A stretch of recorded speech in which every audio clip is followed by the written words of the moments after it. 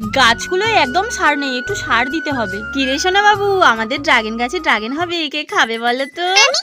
এই দেখো, এটা কি বলো তো? এটা ড্রাগন ফুল। এই যে কাঁটা কাঁটা দেখছো, এখানে অনেক ড্রাগন হবে। আর তুমি কেমন করে খাবে?